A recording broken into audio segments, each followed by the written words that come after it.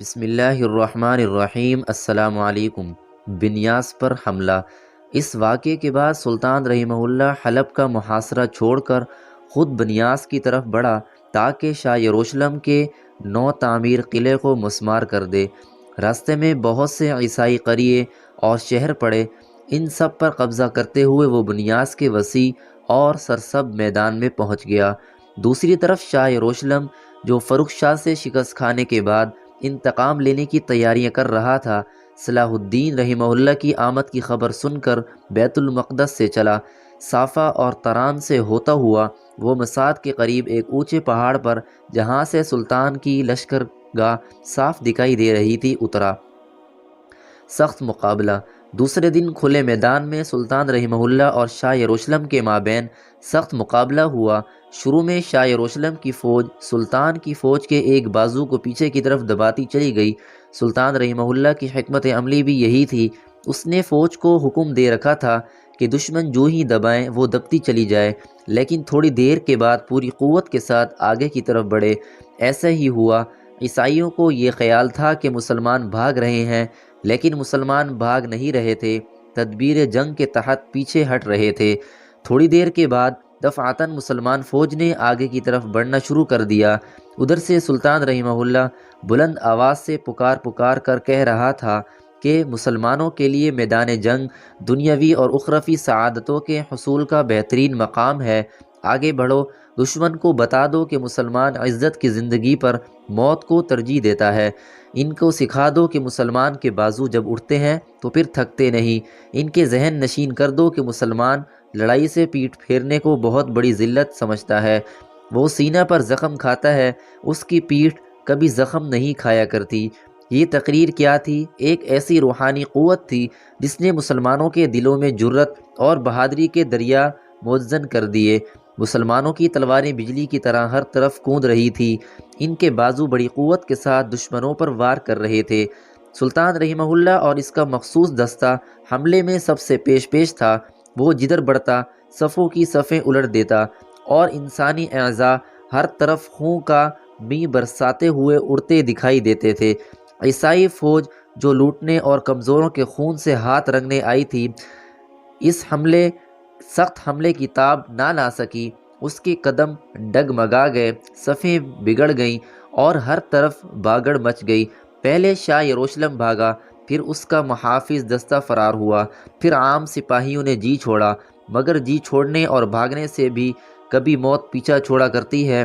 سلطان اور اس کی فوج نے دشمنوں کا بری طرح قتل عام کیا۔ جنہوں نے ہتھیار ڈال دیے انہیں گرفتار کر لیا گیا، اور جو شیخی میں آ کر لڑے وہ قتل ہو گئے۔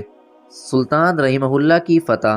خود عیسائی مورخین کا بیان ہے کہ اس جنگ میں عیسائیوں کو بے انتہا نقصان ہوا۔ لاکھوں دینار قیمتی خیمے، گھوڑے، اسلحہ اور کھانے پینے کے سامان کے علاوہ سونے اور چاندی کے برتن، کنیزیں اور غلام سلطان کے ہاتھ آئے۔ قیدیوں نے بڑے بڑے رتبہ اور نامی گرامی شاہ سوار و سردار بھی بکثرت تھے۔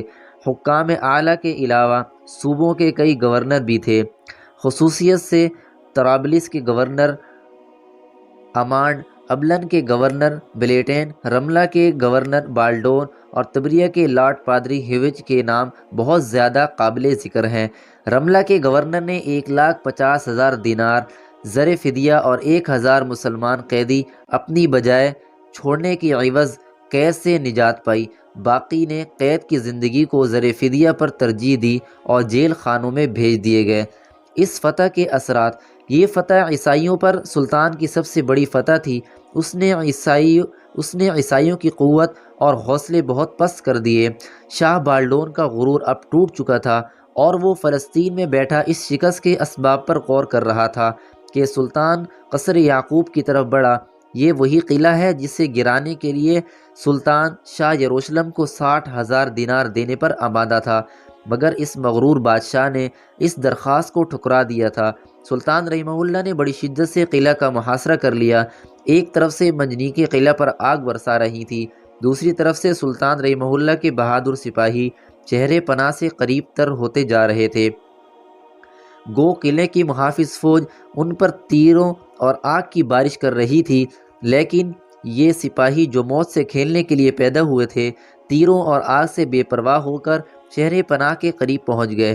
شہر پناہ کو منہدم کرنے کے لیے ایک سرنگ کھودی گئی۔ اس سرنگ میں ایندھن ڈال کر آگ لگا دی گئی۔ خیال یہ تھا کہ سرنگ میں آگ لگنے سے قلعے کی دیوار حرارت کے باعث پھٹ جائے گی اور مسلمان اندر داخل ہو سکیں گے، مگر شام ہو گئی اور دیوار نہ پھٹی۔ یہ دیوار 9 فٹ چوڑی تھی اور بہت وزنی پتھروں سے بنائی گئی تھی۔ یہ صورت دیکھ کر سلطان رحمہ اللہ نے فوج میں منادہ کرا دی کہ جو کوئی بھی پانی کا ایک مشکیزہ لا کر اس سرنگ میں ڈالے گا اسے 1 دینار انعام دیا جائے گا۔ دیکھتے ہی دیکھتے سرنگ نے نہر کی صورت اختیار کر لی اور جلی ہوئی لکڑیاں اور راکھ بہہ نکلی۔ سرنگ کھودنے والے پھر بلائے گئے، جن کو اس صدی کے سب سے بڑے مجاہد نے دوبارہ سرنگ کھودنے کا حکم دیا اور دور تک کھودا گیا اور اس میں ایندھن بھر کر آگ لگا دی گئی۔ آگ جلتی رہی اور بالآخر جمعرات کے دن 30 اگست 1169 کو عیسوی کو شہر پناہ ایک زور کے دھماکے کے ساتھ ایسی پھٹی کہ محافظ فوج یہ سمجھی کہ شاید زمین و آسمان دونوں پھٹ گئے ہیں۔ دیوار پھٹنا تھا کہ سلطان کی فوج سیلاب کی طرح اندر کی طرف بڑھی اور لڑنے کے ارادے سے جو سامنے آیا اسے کاٹ کر ڈال دیا۔ جن لوگوں نے امان مانگی اور ہتھیار رکھ دیے انہیں بڑی فیاضی کے ساتھ امان دی گئی۔ اس فتح میں 700 قیدی اور بہت سا مال غنیمت ہاتھ آ گیا۔ قلعے کا تمام سامان باہر نکال لیا گیا اور اسے خالی کر کے آگ لگا دی گئی۔ آگ کا نظارہ ادھر سلطان کا کیمپ تھا، اس پر وہ 700 قیدی بھی تھے جو آج سے پہلے شاہ یروشلم کے بھروسے پر قلعے کی حفاظت کر رہے تھے۔ قلعہ ان کی نظروں کے سامنے جل رہا تھا، شعلے آسمان سے باتیں کر رہے تھے۔ یہ آگ قلعے میں نہیں، شاہ یروشلم کی قصر غرور تمکنت میں لگائی گئی۔ اسے عملی طور پر بتا دیا گیا، مسلمان کے بازو ہر شیطانی غرور کو ختم کرنے کی طاقت رکھتے ہیں۔ آسمان سے باتیں کرتے ہوئے شعلے فضائے آسمانی میں شاہ یروشلم کے غرور کی شکست کا اعلان عام کر رہے تھے اور پکار کہہ رہے تھے کہ شاہ یروشلم کا اگر طریق عمل یہی رہا تو اسے بھی ناکامی و نامرادی کی آگ میں اسی طرح جلنا ہوگا۔ آگ کافی دنوں تک روشن رہی اور اس وقت بجھی جب قلعہ راکھ کے ڈھیر میں تبدیل ہو گیا۔ تھوڑے دنوں بعد شاہ یروشلم بھی اپنے غرور کی اس مٹی ہوئی نشانی کا تماشا دیکھنے آیا۔ اس کی آنکھوں نے اپنے غرور کا یہ انجام دیکھا تو وہ حسرت و افسوس کی تصویر بنا، اسے بت کی طرح تکتا رہا اور پھر جیسے آیا تھا ویسے ہی یروشلم کی طرف پلٹ گیا۔